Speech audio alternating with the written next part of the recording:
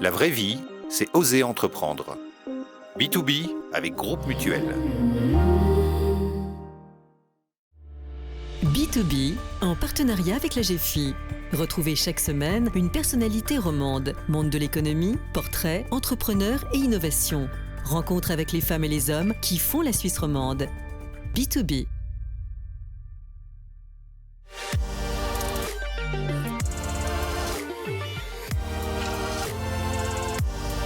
Bonjour à toutes et à tous, très content de vous retrouver pour un nouveau numéro de B2B en partenariat avec l'AGFI et son rédacteur en chef Frédéric Lelièvre. Bonjour. Bonjour Vincent Mény, vous qui roulez en trottinette, vous connaissez quand même Tesla? Pas vécu dans une grotte.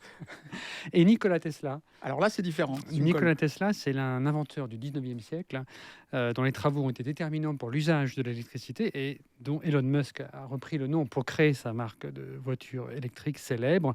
Eh bien, notre invité cette semaine, Vincent, est le nouveau directeur d'une entreprise dont le nom permet de faire un parallèle avec Tesla. Il s'agit de Leclanché. C'est une entreprise fondée en 1909 à Yverdon-les-Bains et qui porte le nom, elle aussi, d'un inventeur du 19e siècle, Georges Leclanché, un Français, inventeur de la pile Leclanché. Leclanché, donc plus que centenaire, connu pour son expertise dans les batteries, est désormais dirigé par vous, Pierre Blanc. Bienvenue dans B2B. Bonjour, merci beaucoup, merci de m'accueillir. Merci d'être avec nous. Alors avant de nous intéresser au modèle économique de Leclanché, à sa situation financière, c'est avec vous que nous allons faire connaissance. Portrait.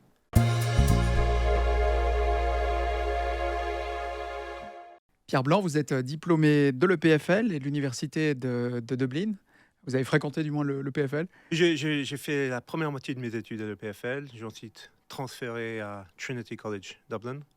Étant binational suisse-irlandais, j'ai fait mes études sur les deux sites. Vous aviez des parents ingénieurs déjà. Mon père est ingénieur en informatique. Je ne crois pas que j'ai suivi ses pas. Je suis allé dans une autre direction, la chimie, mais voilà, j'avais la technologie, j'étais exposé à la technologie dès mon enfance. Vous vous rappelez de cette interaction avec la technologie? Les ordinateurs commençaient à se développer? Oui, je me rappelle des premiers portables que mon père ramenait à la maison qui ne seraient pas qualifiés de portables aujourd'hui. C'était assez lourd et travailler encore sur DOS. C'était pas très user-friendly. On n'avait pas Windows encore. C'était vraiment les balbutiements de l'informatique personnelle. Des parents ingénieurs. Vous avez beaucoup voyagé, Pierre Blanc, presque sur tous les continents. Racontez-nous cette période. Qu'est-ce que vous en J'en gardez? suis pas tout à fait à tous les continents, mais effectivement, je suis né en Espagne. Mes parents habitaient en Espagne à l'époque. On a déménagé en Suède, on a vécu en Angleterre, j'ai vécu aux États-Unis. Et on est venu en Suisse d'abord à Zurich, quand j'avais, je crois, à peu près 7 ans. Vous vous en rappelez de cette arrivée à Zurich? Oui, je parlais pas un mot d'allemand. Je venais de Londres. Je parlais pas français ni allemand, étant anglophone à la base. C'était un peu un choc, venant de Londres, grosse ville. Et je me souviens surtout qu'on me disait attention les règles, il faut pas faire du bruit le soir, il faut faire attention.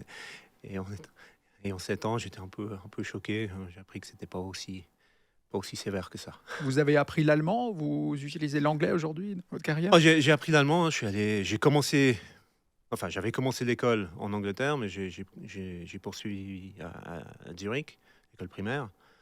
J'ai appris l'allemand et le suisse allemand, que j'ai réussi à oublier aussi. Et j'ai surtout oublié quand je suis arrivé à Lausanne par la suite, où j'ai dû apprendre le français. Et étant anglophone, j'ai toujours parlé anglais à la maison. Je parle toujours anglais à la maison aujourd'hui. Donc, j'ai discontinué l'utilisation de l'allemand.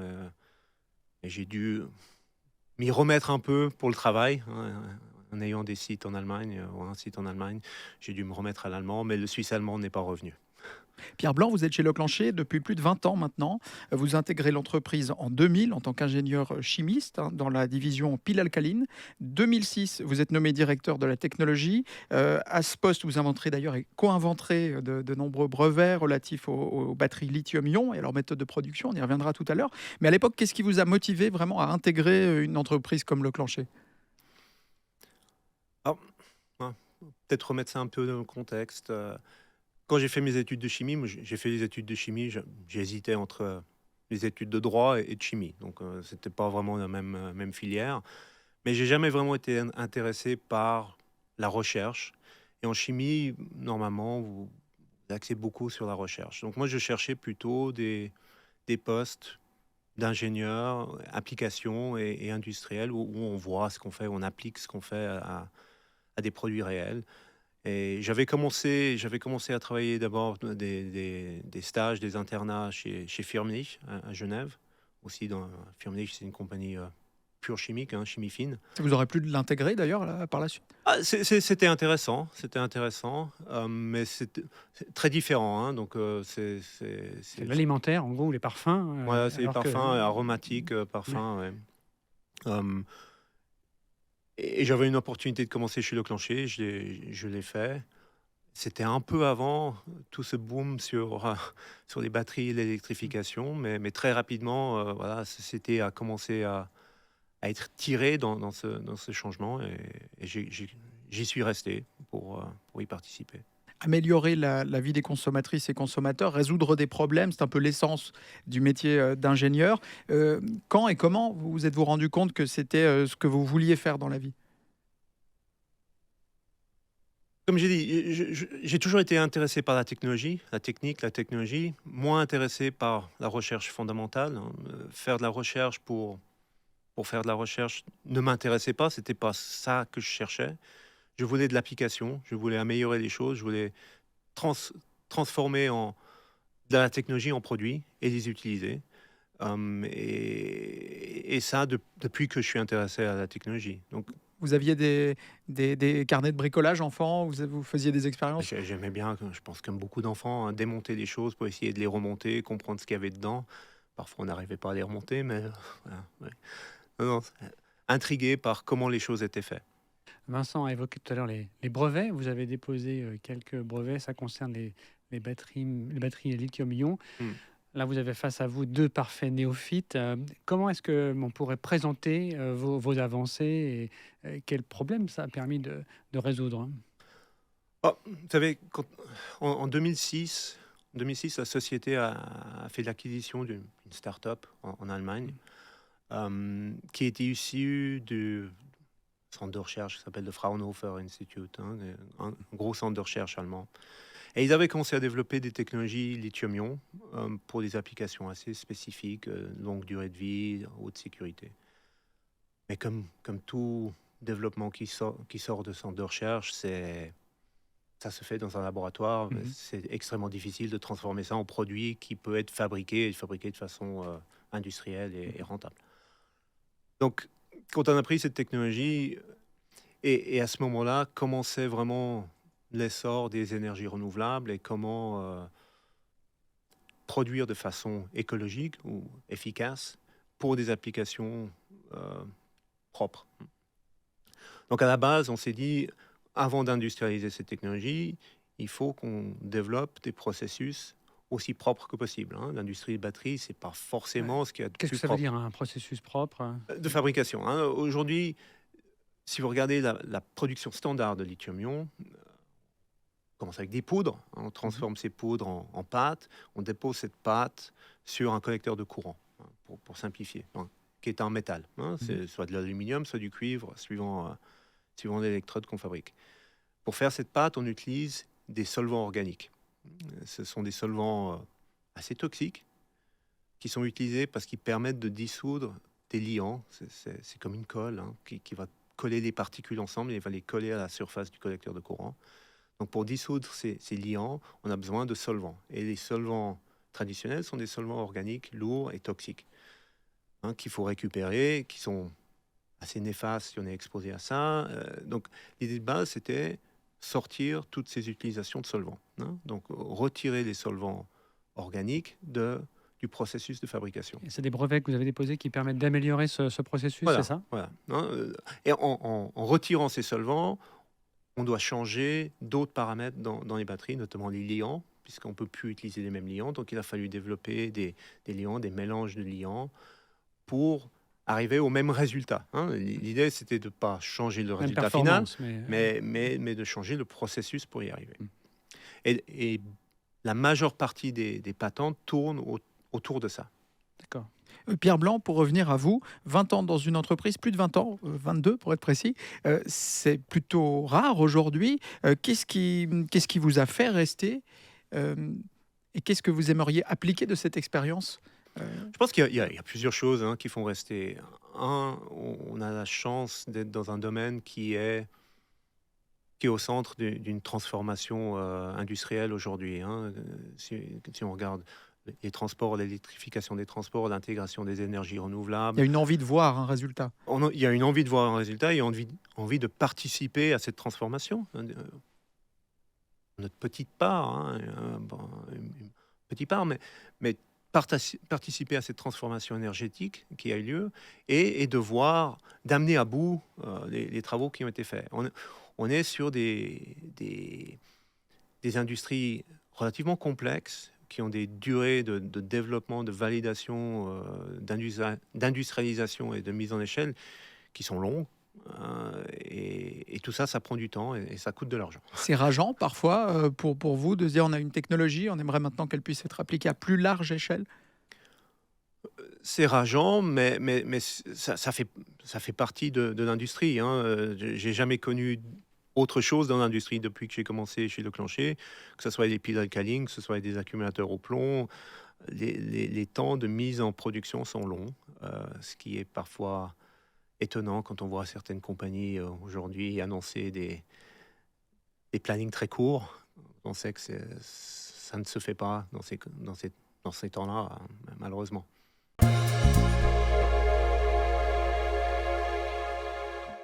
Pierre Blanc, dans cette deuxième partie, nous allons nous intéresser au modèle économique de Leclanché, ses perspectives d'avenir, ce qui va changer avec vous, puisque vous êtes depuis le 31 octobre le nouveau directeur général du groupe.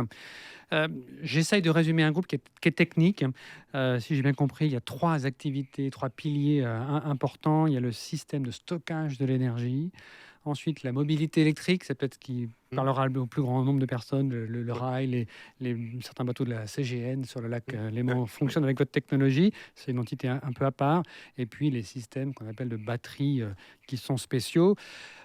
C'est à Yverdon-les-Bains depuis l'origine. Vous avez évoqué l'Allemagne. Il y a effectivement un centre à côté de Strasbourg, Willstedt. En gros, 150 personnes à Yverdon, à peu près le même nombre de personnes à Willstedt. Vous avez d'autres personnes qui sont présentes dans le monde.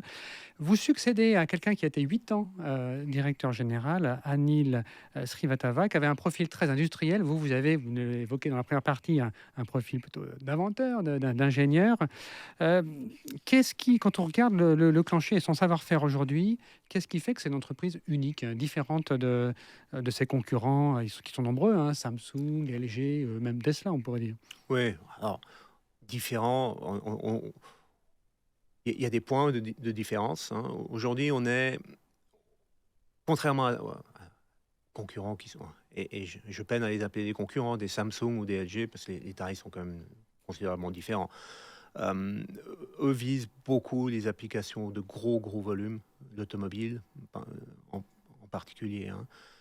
Alors que nous, on s'axe plutôt sur des applications qu'on appelle niche, mais niche, il ne faut pas mésinterpréter non plus, ça reste des applications de volume, mais c'est beaucoup plus spécialisé et on ne le fait pas en fournissant un composant tel que la cellule, mais on le fait en fournissant le système complet, donc une solution complète. Donc on est une des rares compagnies aujourd'hui, du moins en Europe, à couvrir l'ensemble de la production de cellules jusqu'à la production de systèmes et l'intégration des systèmes dans les applications. Pour être concret, je mentionnais un bateau de la CGN qui fonctionne avec votre technologie. Ça veut dire que vous avez la CGN fournit le bateau, mais vous apportez tout ce qui va autour, qui va permettre de faire propulser le navire sur le lac. Tout ce qui fait partie du stockage d'énergie et de ses accessoires, on va dire. Donc on ne va pas toucher au moteur électrique, ça c'est pas notre domaine, ni aux transformateurs, aux onduleurs. Mais l'énergie qui fera tourner ce moteur, c'est vous. C'est la batterie. Et la batterie avec une batterie. Le composant de base d'une batterie, c'est une cellule. Une cellule est intégrée dans ce qu'on appelle un module, et le module est intégré dans la batterie. Et ces intégrations ont des fonctions de protection, de fonctions mécaniques, des fonctions thermiques et des fonctions électroniques. Donc on fait toute cette partie-là qui couvre la sécurité et améliore la durée de vie en application via la protection mécanique et thermique du système complet. Puisqu'on parle maintenant de mobilité et de batterie au lithium-ion, quels sont ou seront ces atouts à la batterie au lithium-ion face à la pile à combustible dans 25 ans? On imagine un réseau d'hydrogène qui se développe quand même. Est-ce qu'il y aura encore des atouts au lithium? Oui, il faut bien. Je pense qu'il y a souvent cette comparaison qui se fait entre batterie et pile à combustible.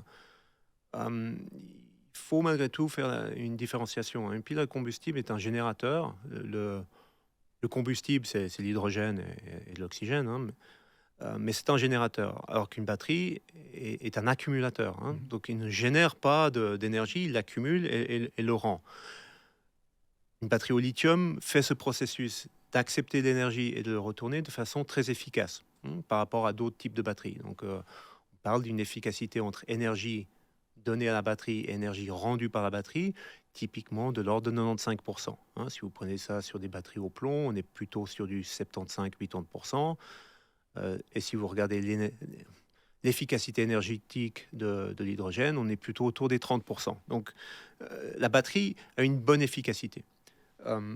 Les piles à combustible, en tant que générateur, fonctionnent très bien sur des puissances qui sont stables, hein. Sitôt qu'on a des variations de puissance, vous pouvez vous imaginer, dans un véhicule, le véhicule accélère, le véhicule freine. Un pile à combustible ne récupère pas l'énergie de freinage, hein, puisque c'est un peu à sens unique, hein. Techniquement, on pourrait le faire à deux sens, mais c'est compliqué. Donc c'est la batterie qui va récupérer l'énergie et c'est la batterie qui va fournir le surplus de puissance lors de ces accélérations. Donc la batterie est un filtre à puissance, si vous voulez. Donc c'est pas la fin de la batterie au lithium dans les 25 prochaines années? Non. Alors il y aura toujours des technologies et des évolutions, hein. La batterie au lithium évolue depuis les années 2000, elle a beaucoup évolué, elle va continuer à évoluer. Il y a des technologies qui vont venir remplacer. Aujourd'hui, vous avez dit au début de l'émission, hein, la société a 112, 113 ans aujourd'hui. En 113 ans, il n'y a jamais vraiment eu de révolution technologique. Il y a eu des évolutions technologiques et ces évolutions vont continuer. Il y aura des technologies qui vont remplacer un jour le lithium, mais on n'est pas encore à ce stade-là. Ces technologies ne sont pas matures. Le temps est long, comme vous le disiez aussi tout à l'heure. L'électrique, c'est l'avenir. C'est vraiment l'idée centrale pour décarboner le fonctionnement de l'économie. C'est un marché qu'on peut imaginer très porteur et pourtant Leclanché a fait une perte l'an dernier, a une situation économique qui est tendue. Comment est-ce qu'on explique cette Oui. situation délicate? Alors, comme j'ai un peu évoqué, hein, les technologies sont complexes, hein. Donc il y a besoin de beaucoup de développement, des développements internes, il y a des développements avec les clients, il y a des phases de validation. Je vous donne l'exemple, vous évoquiez la CGN, hein. Aujourd'hui, ce qui va dans la CGN, ce sont des technologies qui ont mis 6 ans à être développées, hein. Donc il faut des groupes d'ingénieurs, il faut des validations, il faut faire des démonstrateurs. Et pour faire tout ça, il faut mettre en place l'outil industriel. Donc tous les coûts, ce on dit en anglais du front-loading of costs, hein. Donc on met les coûts d'abord et les revenus viennent quelques années plus tard. Et c'est un domaine où l'échelle a un impact énorme, hein, puisque tous les coûts accessoires qui sont autour de la fabrication sont importants et il faut les amortir sur des échelles importantes de production. Donc quand on est dans cette phase de développement de marché, on a beaucoup de coûts indirects qui plombent les résultats quelque part. Étant une compagnie cotée en bourse, ça devient très visible, hein. Beaucoup d'autres compagnies ne sont pas cotées en bourse et ne publient pas ce genre de pertes. Mais il faut savoir que c'est commun dans l'ensemble de l'industrie batterie. Les coûts de développement annuels sont gigantesques pour nous et pour nos concurrents. Et pour vous, comme nouveau directeur général, quel est votre horizon pour atteindre la rentabilité et passer à ce stade où la production sera importante sur le plan industriel? Je pense qu'au cours de ces dernières années, il y a la technologie s'est dirigée vers un certain nombre de marchés, hein, et on a développé un certain nombre de marchés, que ce soit les maritimes, le rail, stationnaire.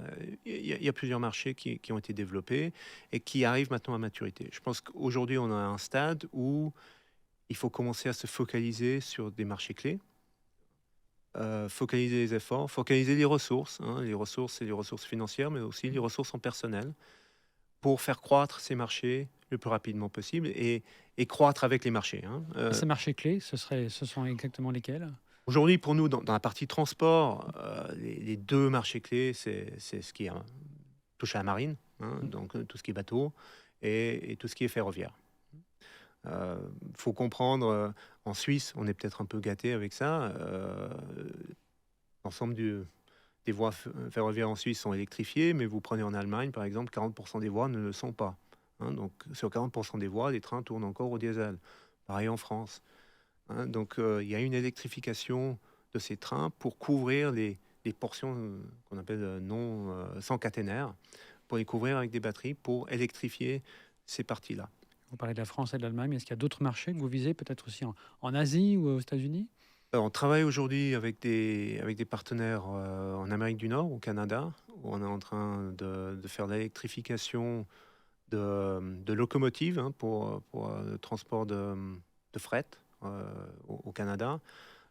Pour revenir à la question des piles à combustible, on est en train d'électrifier ça. Alors, notre client est en train d'électrifier ça en combinant des piles à combustible avec nos batteries. Donc, le pile à combustible va servir de générateur et les batteries vont servir de puissance. Et pour vous, comme je reviens à cette question de nouveau directeur général, vous avez un calendrier, il faut que l'équilibre financier soit atteint d'ici combien de temps? De façon réaliste, on voit que ça va prendre à peu près 2 ans pour atteindre les volumes qui vont permettre d'être à l'équilibre. On va essayer de faire ça plus vite, mais il faut être réaliste. On est dans des marchés où l'industrie est lourde. Et c'est comme un paquebot, ça se redirige pas du jour au lendemain. Et on dépend beaucoup de nos clients et de leur développement aussi, et du rythme auquel eux ils peuvent développer. Dernière question dans cette partie plus générale sur les conditions cadres. On l'a évoqué, il y a une présence en Allemagne, une présence historique et forte aussi dans le canton de Vaud. Est-ce que le relâchement des relations entre la Suisse et l'Union européenne constitue une menace pour vous? Est-ce que vous pourriez imaginer de déplacer davantage d'activités au sein de l'UE parce que c'est la condition pour accéder plus librement à ce grand marché? Aujourd'hui, ça nous affecte pas et on voit pas aujourd'hui de problèmes réels. On a un certain nombre d'activités qui ont déjà lieu en Allemagne. Donc, quand on regarde les fonds les fonds pour le développement, on y a accès via l'entité en Allemagne. On a une partie des groupes de R&D sont basés en Allemagne, donc on n'est pas affecté par ça. Ça veut dire que vous n'auriez pas cette présence en Allemagne? Ça serait différent. Ça serait différent, oui. La présence en Allemagne nous permet d'accéder au marché européen et nous permet d'accéder aux fonds de financement européens, notamment pour la recherche, et d'être moins exposé aux discussions qui ont lieu en ce moment.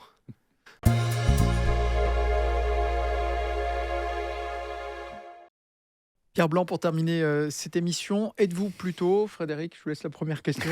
Merci Vincent.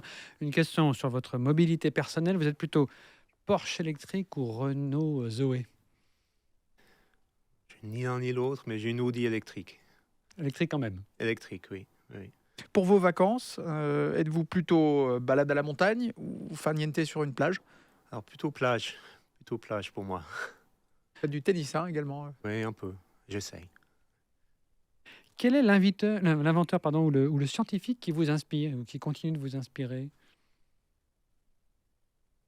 Alors ça va être un peu bateau, mais je pense qu'un des scientifiques, c'est Einstein, qui a réussi à découvrir des choses auxquelles qui vont contre notre perception de la nature. Je pense que ça démontre un esprit scientifique assez incroyable de pouvoir théoriser sur quelque chose auquel on peut physiquement, à l'époque du moins, on ne pouvait pas physiquement le voir, le réaliser ou le mesurer. On va terminer beaucoup plus léger. Un soir de pluie à la maison, vous êtes plutôt Netflix ou à reprendre du travail? Alors j'aimerais être plutôt Netflix, mais je me retrouve à faire pas mal de travail, surtout maintenant. Mais j'aime bien me détendre devant la télévision avec la famille, si possible, quand le travail est fini. Merci beaucoup, Pierre Blanc, d'avoir été avec nous aujourd'hui. Merci dans à vous. B2B. Merci Frédéric. Merci Vincent Magny. On va se retrouver la semaine prochaine au même endroit pour partir à la rencontre de nouvelles entrepreneuses, entrepreneurs en Suisse romande. D'ici là, portez-vous bien et à bientôt. B2B en partenariat avec la GFI. Retrouvez chaque semaine une personnalité romande, monde de l'économie, portrait, entrepreneur et innovation. Rencontre avec les femmes et les hommes qui font la Suisse romande. B2B. C'était B2B avec Groupe Mutuel, l'assureur des entreprises et des indépendants.